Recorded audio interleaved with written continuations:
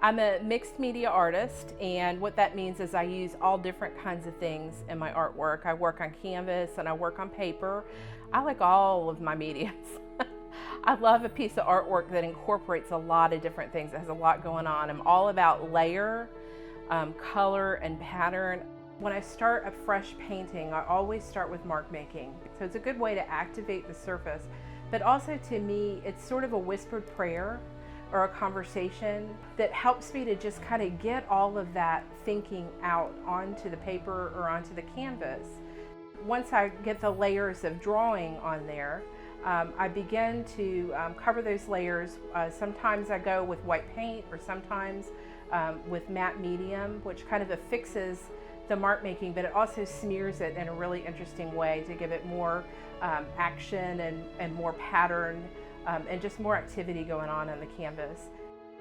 And then next comes acrylic paints, and I don't plan my colors ahead of time. I just grab whatever seems to jump out at me.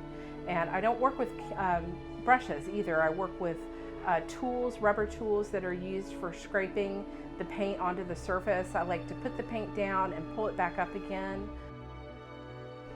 My work in the end will be very layered. There are many, many layers of paint and mark making. I also work with collage elements, and I do my collage with a translucent paper so that whatever's underneath can show through. And it really speaks of the layers in life and the layers in each of our story. We all have stresses with our families and with our work. And it's all about being able to just step away from that anxiety and that stress, and to put that all behind and put all that anxiety and stress onto the paper and leave it there, and then be able to cover it over with layers and layers. It's kind of what we need to do in life, is to step away from that stuff and cover it over with some joy. And for me, that's what making art and teaching art do. I also love to teach.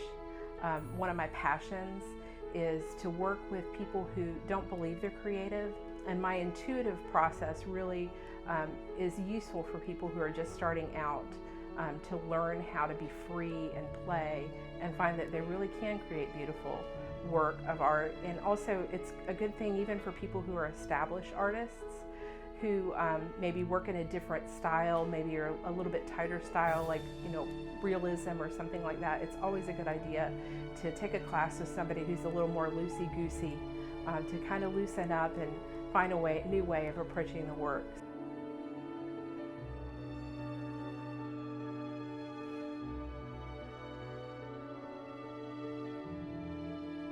You can find me online at www.amysmithart.com, and you can also find me on Facebook at Amy Smith Art and on Instagram at Amy Smith Artist.